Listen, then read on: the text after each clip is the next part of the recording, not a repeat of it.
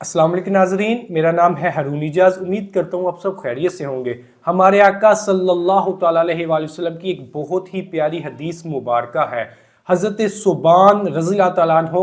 اس روایت کو نقل کرتے ہیں۔ حضرت ثوبان رضی اللہ تعالیٰ عنہ ارشاد فرماتے ہیں کہ ہم سب کے آقا صلی اللہ تعالیٰ علیہ وآلہ وسلم نے ارشاد فرمایا، میری اس امت میں دو گروہ ایسے ہوں گے جن کو اللہ تعالیٰ نے عذاب سے محفوظ فرما لیا ہے۔ ان میں سے ایک گروہ ہندوستان میں جہاد کرے گا اور ان میں سے دوسرا گروہ وہ ہے جو حضرت عیسیٰ علیہ السلام کے ساتھ ہوگا۔ ناظرین، میں نے آپ کے لیے غزوہ ہند کے ٹاپک پہ ہندوستان کی فتوحات کے حوالے سے ایک بہت ہی جامع اور دلچسپ سیریز شروع کی ہوئی ہے۔ اس کی تقریباً 10 ایپیسوڈ میں اب تک ریلیز کر چکا ہوں۔ غزوہ ہند کے حوالے سے شروع کی گئی اس سیریز کے گزشتہ 10 سیشنز کے اندر میں نے آپ کو بہت ہی تفصیلی بتایا ہے کہ سب سے پہلے حملہ ہندوستان کی طرف کب ہوا تھا اور خلافت راشدہ کے دور کے اندر ہندوستان اور سندھ کے کون کون سے علاقے فتح ہوئے تھے۔ ان 10 سیشنز کے اندر میں نے آپ کو بتایا تھا کہ ایران کے وہ علاقے جو ہندوستان اور سندھ کے ساتھ لگتے ہیں،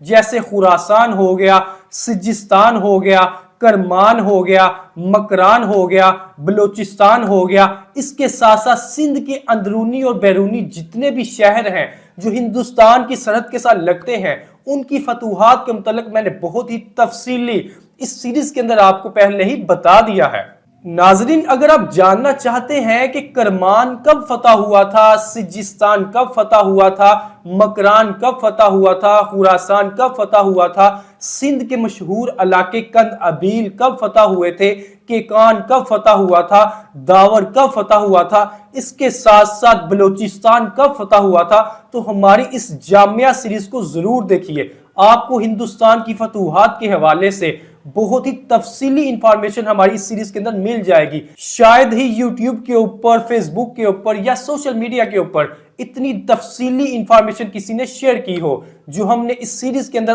آپ لوگوں کے لیے شیئر کی ہے۔ لہٰذا آپ سے ریکویسٹ کرتا ہوں کہ غزوہ ہند کے حوالے سے، ہندوستان کے حوالے سے مسلمانوں نے جو فتوحات کی تھی اور کب سے شروع کی تھی، اگر آپ جاننا چاہتے ہیں تو ہماری اس سیریز کو مکمل دیکھیں اور اپنے دوست احباب تک بھی اس کو شیئر کیجئے تاکہ ان کو بھی آئیڈیا ہو سکے کہ ہندوستان کی فتوحات مسلمانوں کے لیے کتنی اہم ترین ہے اور کب سے ہندوستان فتح کرنے کی کوششیں کی جا رہی ہیں۔ ناظرین، اسلام میں ہندوستان اور سندھ کے جو مشہور علاقے ہیں ان میں سب سے پہلا حملہ حضرت عمر فاروق رضی اللہ تعالیٰ کے دور خلافت میں 15 ہجری کے بعد ہوا تھا۔ میں نے آپ کو 15 ہجری سے لے کر 44 ہجری تک جتنی بھی فتوحات ہندوستان کے علاقوں میں ہوئی ہیں وہ ساری کی ساری آپ کے سامنے شیئر کر دی ہیں۔ آج کے اس سیشن کے اندر میں آپ کو 44 ہجری کے بعد جو فتوحات ان علاقوں کے اندر ہوئی تھی انشاءاللہ ان کی انفارمیشن دینے جا رہا ہوں۔ میں آپ سے ریکویسٹ کرتا ہوں کہ اگر آپ اس طرح کی مکمل انفارمیشن لینا چاہتے ہیں تو ہمارے اس چینل کو سبسکرائب کریں اور ان ویڈیوز کو مکمل دیکھیں اور اپنے دوست احباب تک شیئر کریں۔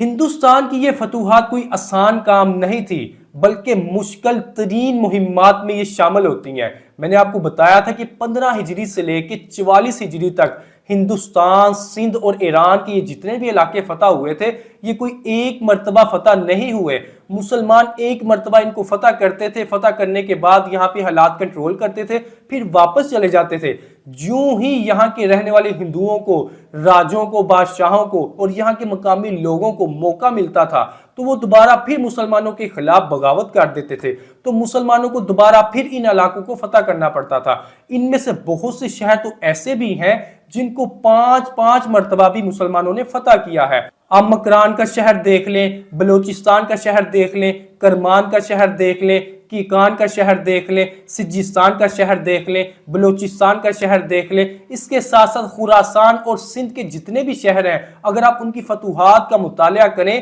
جو میں نے پہلے ہی آپ کے سامنے بیان کر دیا تو آپ کو اندازہ ہو جائے گا کہ مسلمانوں نے ان شہر کو کتنی مرتبہ فتح کیا ہے۔ کوئی ایک مرتبہ فتح نہیں کیا بلکہ ایک سے کئی زیادہ دفعہ مسلمانوں نے ان شہروں کو فتح کیا ہے، کیونکہ حالات ہی اس طرح سے بن جاتے تھے کہ یہاں کے مقامی لوگ مسلمانوں کے خلاف بغاوت کر دیتے تھے، وعدہ خلافی کر دیتے تھے، تو اس لیے مسلمانوں کو دوبارہ ان علاقوں کو فتح کرنا پڑتا تھا۔ 45 ہجری تک مسلمانوں نے وہ تمام مفتوحہ علاقے جو دوبارہ پھر دشمن کے قبضے میں چلے گئے تھے ان کو واپس حاصل کر لیا تھا۔ 47 ہجری کے اندر کیکان اور کندبیل کے رہنے والے ہندوؤں نے، یہاں کے سرداروں نے، بادشاہوں نے مسلمانوں کے خلاف اعلان بغاوت بلند کر دیا اور مسلمانوں کو دوبارہ پھر 47 ہجری میں کیکان اور کند ابیل کی طرف رخ کرنا پڑا۔ اس دوران 47 ہجری میں مسلمانوں کے سپہ سالار حضرت عبداللہ بن سوار ایک لشکر کے ساتھ کیکان کی طرف روانہ ہوئے اور یہاں پر ایک بہت ہی خونریز جنگ ہوئی۔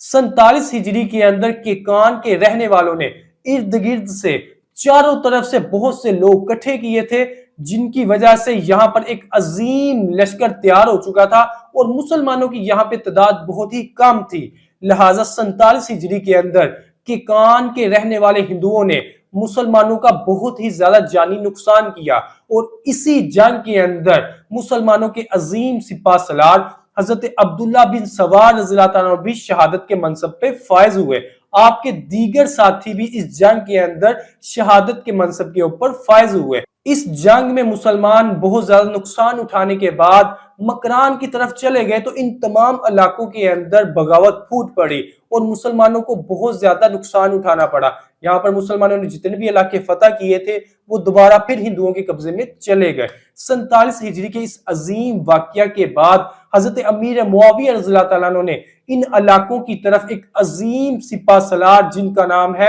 حضرت سنان بن سلمہ رضی اللہ تعالیٰ عنہ، جو حضرت محمد مصطفیٰ صلی اللہ تعالیٰ علیہ وسلم کے دور حیاتی کے اندر پیدا ہوئے تھے، ان کو ایک عظیم لشکر دے کر ان علاقوں کو فتح کرنے کے لیے روانہ کیا۔ حضرت امیر معاویہ رضی اللہ تعالیٰ عنہ کے اس عظیم لشکر کے اندر بہت ہی عظیم سپہ سالار، بہت ہی عظیم سپاہی موجود تھے۔ حضرت سنان بن سلمہ رضی اللہ تعالیٰ عنہ جب ہندوستان کی اس مہم پر روانہ ہوئے تو رستے میں انہوں نے ایک بہت ہی پیارا خواب دیکھا۔ خواب کے اندر انہوں نے دیکھا کہ آپ کو حضرت محمد مصطفیٰ صلی اللہ تعالیٰ علیہ وسلم کا دیدار نصیب ہوا ہے۔ ہمارے آقا صلی اللہ تعالیٰ علیہ وسلم نے حضرت سنان بن سلمہ کو فرمایا کہ تمہارے باپ یعنی سلمہ بہت ہی بہادر تھے، لہٰذا تم بھی بہت بہادر ہو، اب تمہارا ٹائم شروع ہوا چاہتا ہے اور تم بھی بڑے بڑے شہروں کو فتح کرو گے۔ اس عظیم خواب کے بعد حضرت سنان بن سلمہ رضی اللہ تعالیٰ بہت ہی زیادہ خوش ہوئے، آپ کے بہت ہی زیادہ حوصلے بلند ہوئے اور آپ انہی بلند حوصلوں کے ساتھ، بلند عزم کے ساتھ ہندوستان کے شہروں کو فتح کرنے کے لیے روانہ ہو پڑے اور آپ کے راستے میں جو بھی شہر آئے حضرت سنان بن سلمہ تمام علاقوں کو فتح کرتے چلے گئے، حتیٰ کہ آپ سندھ کے مشہور شہر کیکان تک پہنچ گئے۔ یہ وہی شہر ہے جب 47 ہجری میں یہاں پر حضرت عبداللہ بن سوار اپنے دیگر ساتھیوں کے ساتھ شہید ہوئے تھے۔ حضرت سنان بن سلمہ رضی اللہ تعالیٰ جب اپنے عظیم لشکر کے ساتھ کیکانی علاقے کے اندر آ گئے اور آمنے سامنے دونوں لشکر جمع ہو گئے تو ناظرین یہ جنگ ایک ایسی جنگ ہے جس کے بارے میں کہا جاتا ہے کہ اس جنگ میں اللہ تعالیٰ نے مسلمانوں کی طرف سے ملائکہ بھی نازل فرمائے تھے، جنہوں نے ہندوؤں کے خلاف اس جنگ کے اندر حصہ لیا تھا اور ہندوؤں کو گاجر مولی کی طرح کاٹا تھا۔ کیکان کی اس جنگ کے اندر جب دونوں لشکر آمنے سامنے ہو گئے تو حضرت سنان بن سلمہ رضی اللہ تعالیٰ عنہ نے مجاہدین اسلام سے فرمایا کہ اے مسلمانوں، تم کو بشارت ہو، اس وقت تم لوگ دو سعادت مندیوں کے درمیان ہو، جنت اور غنیمت۔ یہ کہہ کر حضرت سنان نے 7 پتھر لیے اور مجاہدین کے درمیان کھڑے ہو کر کہا کہ جب تم دیکھنا کہ میں نے حملہ کر دیا تو تم بھی حملہ کر دینا۔ جب سورج آسمان کے درمیان میں آ گیا تو حضرت سنان بن سلمہ رضی اللہ تعالیٰ عنہ نے ایک پتھر اٹھایا اور مسلمانوں کی طرف پھینکا اور تکبیر بلند کی۔ اس طرح باری باری آپ نے 6 کے 6 پتھر پھینک دیے، حتیٰ کہ ان کے پاس آخری پتھر رہ گیا جو 7واں پتھر تھا۔ حضرت سنان بن سلمہ رضی اللہ تعالیٰ عنہ نے اس پتھر کو اس وقت پھینکا جس وقت سورج ڈھل چکا تھا۔ جو ہی حضرت سنان بن سلمہ رضی اللہ تعالیٰ عنہ نے یہ 7واں پتھر پھینکا اور تکبیر بلند کی، یہ کہہ کر حضرت سنان بن سلمہ نے دشمنوں کے اوپر، ہندوؤں کے اوپر حملہ کر دیا۔ دیکھتے ہی دیکھتے مسلمانوں کے تمام لشکر نے حضرت سنان بن سلمہ کی پیروی کرتے ہوئے ہندوؤں کے خلاف جنگ کا آغاز کر دیا۔ جب جنگ شروع ہو گئی تو مسلمانوں نے حضرت سنان بن سلمہ کی سربراہی میں ہندوؤں کو عبرتناک شکست دی اور ہندو آگے لگ کر بھاگ کھڑے ہوئے۔ مسلمانوں نے ان کا تعاقب کیا تو رستے میں مسلمانوں کو ہندوؤں کا ایک قلعہ ملا جس کے اندر دشمن کے سپاہی چھپے ہوئے تھے۔ مسلمانوں نے ان سپاہیوں کو پکڑ لیا اور اپنے لشکر میں لے آئے۔ تو ان سپاہیوں نے مسلمانوں سے بہت ہی عجیب بات کی، انہوں نے کہا کہ ہم ان لوگوں کو نہیں دیکھ رہے جن کے ساتھ ہم نے جنگ کی تھی، وہ تو بہت ہی پیارے ابلک گھوڑوں کے اوپر بیٹھے ہوئے تھے اور ان کے سروں کے اوپر سفید امامے تھے، وہ لوگ کہاں ہیں؟ ہندوؤں کے سپاہیوں نے کہا تو وہ تو بہت ہی عظیم لوگ تھے، تمہارے اندر تو وہ لوگ اب نظر ہی نہیں آ رہے،